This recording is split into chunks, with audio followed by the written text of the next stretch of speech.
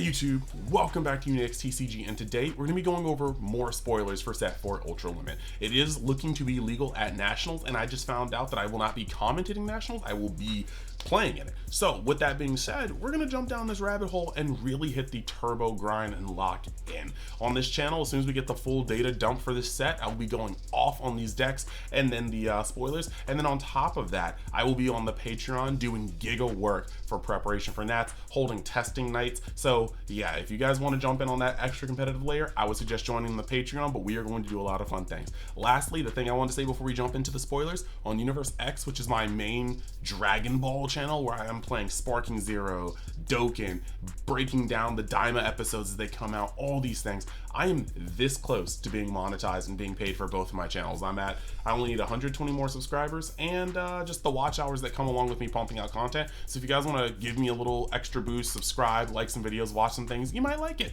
Go in the description, it's right there. But with that being said, let's get this video to 100 likes or higher.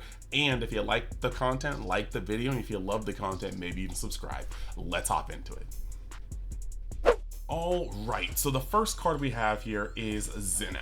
He's a 6-cost, 25k, 10k combo power red card. On play, choose all battle cards on other than this card, and they get minus 25k power for the turn. Now, here's the whole thing. 25k power, not that bad at all, especially because tapping 6 in red is different than tapping 6 in blue. That's probably why it's got the other 5k. The plus 10k combo is great because it's a late game card. They're just trying to make sure it's not dead in your hand the entire game. The on play is actually pretty cool too. The choose all means it doesn't get around barrier, but minus 25 to everything on the board can be an entire board wipe. And I think that realistically, this is not a bad card. Like, it's not. I was gonna joke about Frank Castle from Vegeta Sand Army and Ancient Order that most Fusion World players may not understand, talking about I'm not tapping 6 for that, because, you know, tapping 6 in red is a huge ask. However, that being said, this huge ask can be a board wipe, and red normally doesn't get board wipes without being incredibly convoluted. You gotta hit a 3-drop Gohan, another 3-drop Gohan, and that's still at least 25k's and up sound. You know what I mean? You have to play out the Gohan and then, you know, then play Beerus, and that's 8 energy somehow, you know, have a 30k on board and hit, it's over. There's a lot of weird things about it, but this is clean and cut. Most boards that you drop this onto are going to get folded, and then the 30k's only have 5k's left, so swinging on them is going to gut your opponent's hand. So I think that this actually is much better than we thought, and could find its way into the slower builds, the Beeruses, the Jirens, because you'll get to the point where you can use this and really try to level the playing field and restabilize. So I'm here for it. Next, what we have is Gotenks. Now, this Gotenks is very interesting. You got a 3-cost Gotenks, 20k power, 10k combo power. So once again, it's pretty much, it's well costed, especially for an effect as thick as this. It can swing neutral with most leaders, and it's going to be 10k combo, so it's never dead in hand. Activate main, place this card into your owner's drop. If you have 10 or more cards in your drop, play up to 1 Sun Goten with a cost of 2 or less, and up to 1 Trunks Youth with a cost of 2 or less from your drop in rest mode.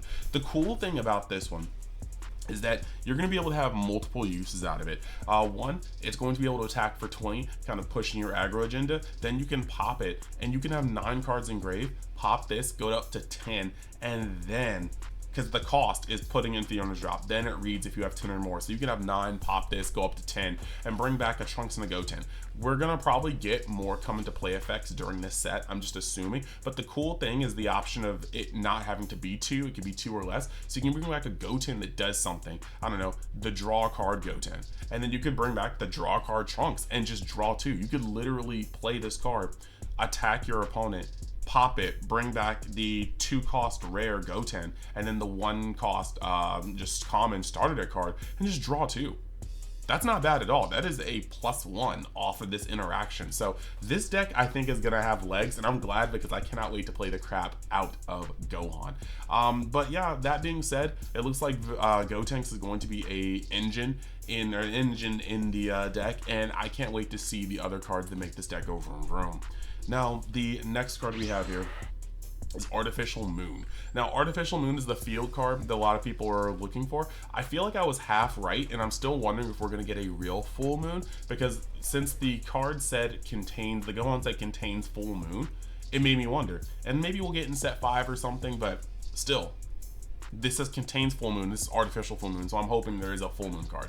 But it's a 2-cost field. It says end of your turn, if you have 4 or less energy and you placed a card from your energy into your owner's drop during this into its owner's drop during this turn, add up to 1 card with a cost of 3 or more from your drop to your energy in rest mode. And the cool thing about that is that if you guys have seen that the great ape that we talked about, or that we're going to talk about this this video, it has a cost of 6, and in this deck it seems like you're hovering around 4 and 5 energy, very much so.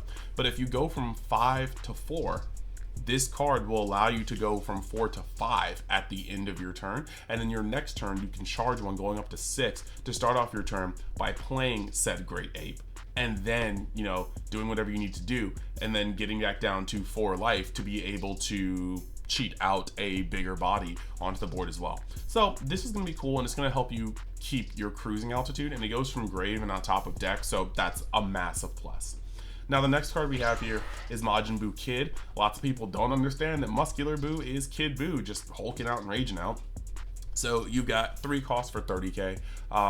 He's a 5k combo. Permanent, this card can't be switched to active mode during your charge phase, so very much so like set 1 Frieza. And then activate main once per turn. KO one of your battle cards, and if your leader has Majin special traits, switch this card to active mode. So as long as you're KOing a Majin, you'll have 2 30k attacks. And we now just have multiple ways to line up 30k, 30k, 30k shots, multiple leader swings. There's a lot we can do here. And I think that realistically, Majin Buu is starting to look like a better and better and better yellow deck with the ability to pull a lot of attacks out of just 1 to 2 cards on field, or 1 to 2 meaningful cards on field. 6 energy allows you to play a 1-drop that can be popped alongside of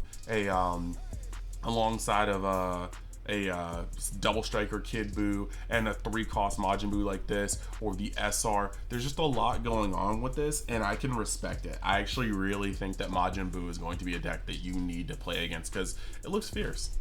Next, we have got Baby, and this is a baby possessed boy form. But no, it's a 1-cost 5k power, 10k combo power. Auto, when this card is used in the combo from your battle area, if your leader has Machine Mutant in its special traits, play up to 1 battle card with a cost of 2 and Brainwash from the special traits, or up to 1 Baby Vegito with a cost of 2 from your hand, then you can't play battle cards for the turn. So the cool part is you could do something like playing the Baby SR, playing him out and cheating out a 2-cost, right? Then you could play this for 1 and then attack with the baby, combo this baby, play another 2 costs from your hand, get its effect, and you have 2 more 2 costs to swing. I feel like this deck is going to chew through its hand, but it's going to be able to provide a lot of offensive pressure at the cost of your board going as fast as it comes. Like, you literally have to combo with them from the board, so you're not really keeping these bodies for next turn, so you're exchanging extra swings up front for little to no board presence behind. So I think that's kind of where it's looking. I'll have to see the rest of the cards to know for sure, but it's got a very aggressive play style, and I think a lot of people are going to have fun cheating these little guys into play and swinging with them, and it's going to be very intensive on your opponent's hand to keep their life up high. Definitely don't self-awaken versus Baby. It looks like you're just going to get beat down to the ground harder.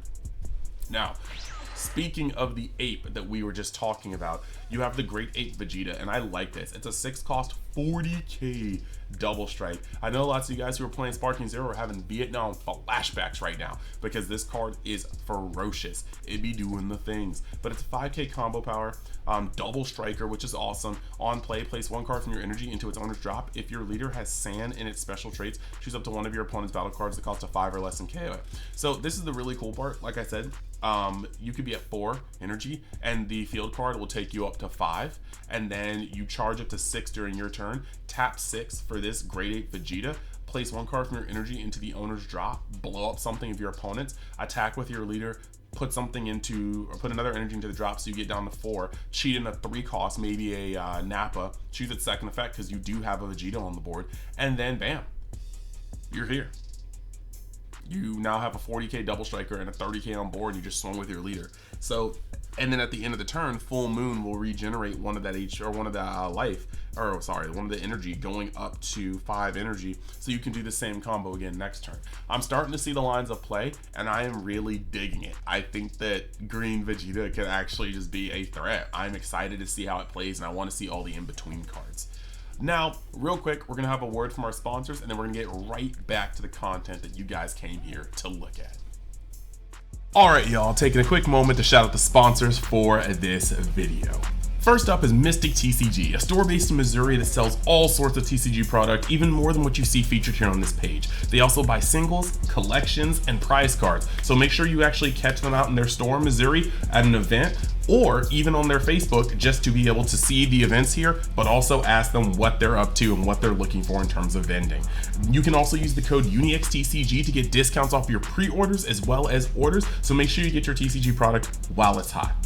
Then you have Eclipse Cards and Hobby based out of Texas, and if that sounds familiar, they did sponsor me with a box of Fusion World Set 1. But as you can see on this page, there is a plethora of TCG products that they are actually having for sale at their establishment. You can also even buy things that aren't just TCG products. As you can see on the screen right here, they hold their own locals, they hold their own events, and they are going out to more and more events. You can actually check their Facebook to see their schedule, as well as call and ask about their vending list. And at the checkout for their website, you can use the code UNI10X to actually get percentages off your pre-orders or your orders. So go check it out as well. And we're always up to all sorts of things in Universe X, so you can go down the description and check the link tree to find out about my other channels, my Twitch, or any other avenues that I'm creating content on. But if you want to go the extra mile, you can always go down to any description on any video and find my Amazon affiliate links. These products here will differ from video to video to cater to the audience in question, but it's just very easy to see something that you may like or be interested in, open it up, and choose the style and or color that'll work for you.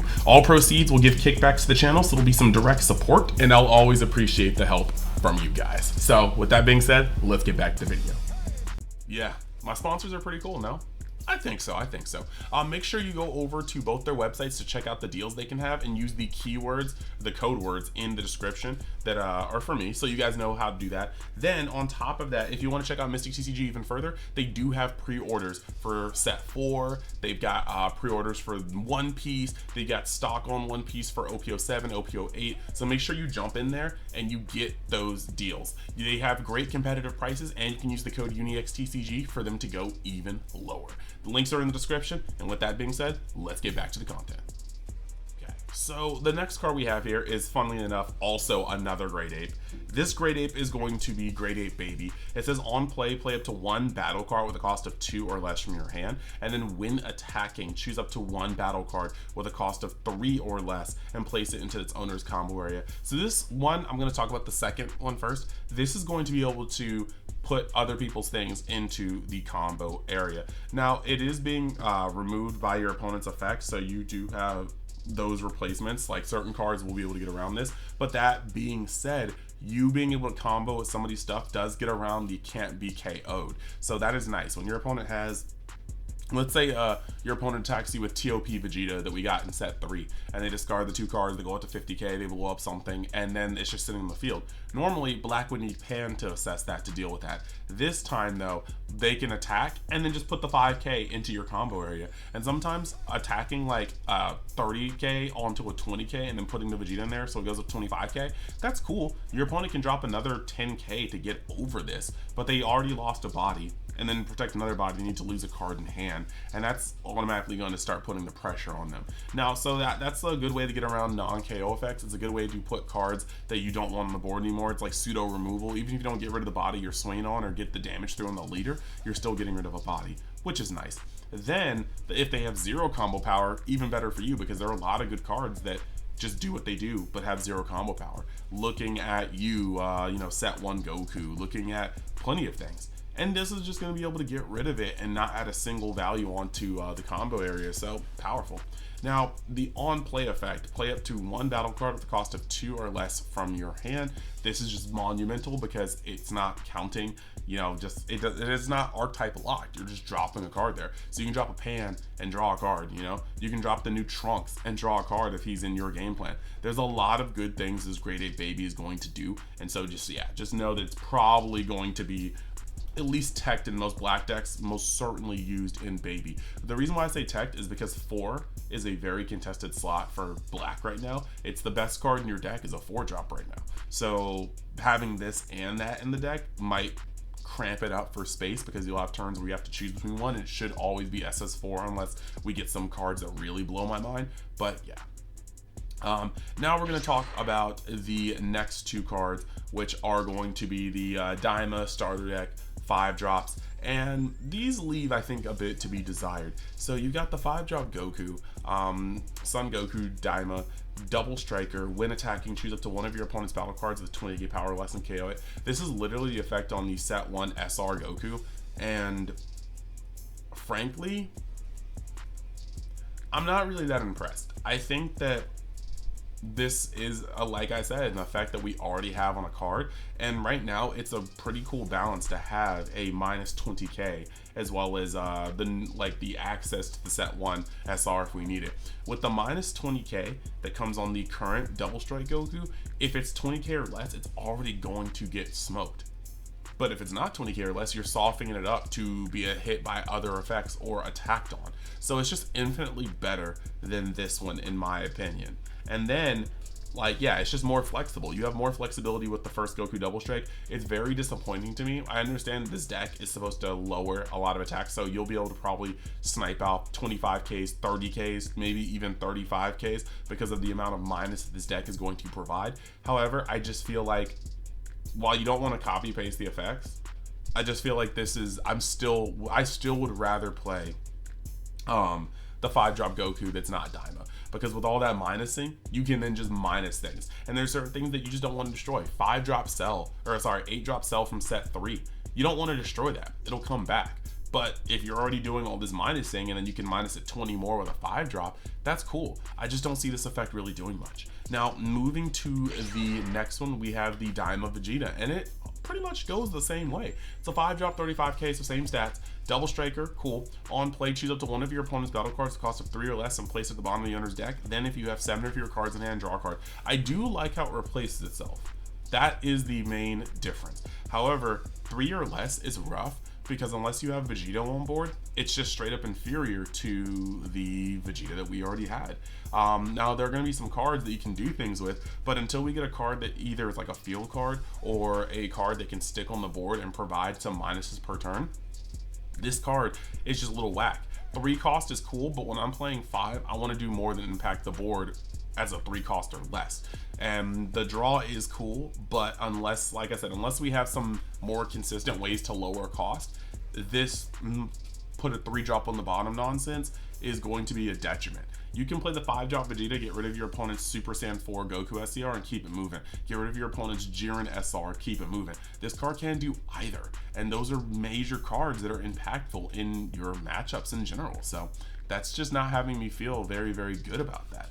Now, we have the secret rares here, and this is going to be where a lot of people start to be like, So you've got Son Goku, and he's a 6-cost 40k on play until the end of your opponent's next turn. Negate the next damage you take. When attacking, choose all of your opponent's battle cards, and they get minus 20k power for the turn. So I'll say this right here. This is not as game breaking as a lot of people think, because 6 energy and red is crazy. But the other thing about it is that this card is best used in a simplified game state. When you guys are top decking to try to end each other, this card will look literally like a god. It just will come off the top. You'll play it. You'll get rid of whatever cantrips your opponent had on the board when it attacks. You'll probably get a damage in for free. You make sure that your opponent can't damage you one time next turn. This is going to be a top decking god, a simplified game state god. But if you are behind, it really depends. Like, if your board is clear and your opponent has like 4 bodies or something, 3-4 bodies, and they're all over 20,000, which isn't so hard to see. Like, you could be playing in the black and they have SS4 and then 2 other cards on board that are 3-drop Goku and something. You can be playing against blue, and yeah, late game, it's likely their board is not all 20Ks. Same with green. There's a lot of different color combinations that are going to have chunkier boards than 20Ks. And if you play this, yeah, you're going to stop 1 damage, but they got 4 attacks coming at you. They got 4 attacks coming at you, and you've stopped 1 damage and not really gotten rid of anything on board. You could really attack something and minus it by 20k and then put a 40k body on it, and then maybe pressure something else with your leader and hope they don't have a hand. But this is going to be a card that shines the most when you and your opponent are neck and neck looking for a way to close out the game. Because once you play this, they can't focus on your health. They literally have to like get rid of, this is until the end of your opponent's next turn, they get the next damage you take. So they either just ignore your leader completely, or they have to now try to focus on this because they can't take their eyes off of it. Because if you, the risk is if you play another one, is game. If you ever play 2 of these back to back and your opponent can't Zeno you or something, it's, unless they can lock it down, like every color will have to assess these, because minus 40k every turn is obnoxious, tied to 2 40k swings. I think that this card is good. I just don't think this card is as snapped as people are saying, but hey, time can prove me wrong, testing can prove me wrong. It just feels like putting this into a established board, unless your board also has some gas. Like, yeah, if you have Gohan like Kefla or something, or if you have Gohan and another attacker, this card will ruin somebody's life. But just onto an empty board, your opponent's board has to kind of be lined up to take the minus 20k L for this to work. That being said, I think it's a monumental effect. Next, we have got Vegito, and this one is even more controversial. So we've got 6k or 6 cost, 40k, 0 combo power, permanent. You don't lose the game even if you have 0 cards in deck, and if you have 0 cards in deck, this card gains plus 10k power.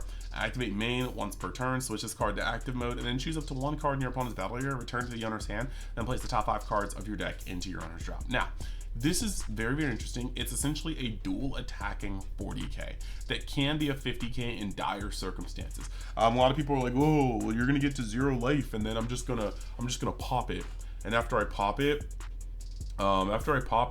you're going to just take the L and lose because you're 0. Okay, look, you should not be playing this card unless you're trying to win the game. Like, you should not be going to 0 cards in deck unless you are winning that turn. And to be completely real, playing this and swinging for 40 and comboing up to like 80 and then untapping him, milling 5, him going up to 50 and then attacking and then playing the rest of your hand is probably going to be a closeout of a game.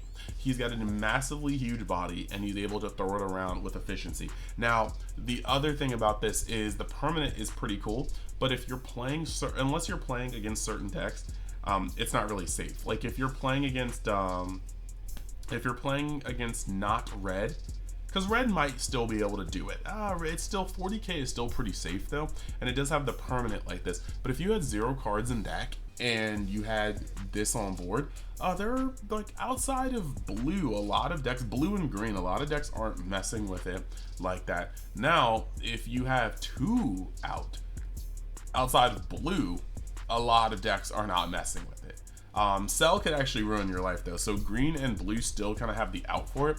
But yeah, red, yellow, and black would be pretty hard stuck if you resolved one and then you resolved the second one and dropped down to 5 or dropped down to 0 life, or sorry, 0 cards in deck. That would be where the decks had it, but that would be crazy because you would legitimately be attacking for 50k 4 times per turn, and that's wild. But essentially this is cool. I wish it bottom decked instead of returning the hand, but we can't have everything, and this is very interesting because I still think that Gohan is going to have a reanimator effect, and I want to know how it's going to tie in with this card.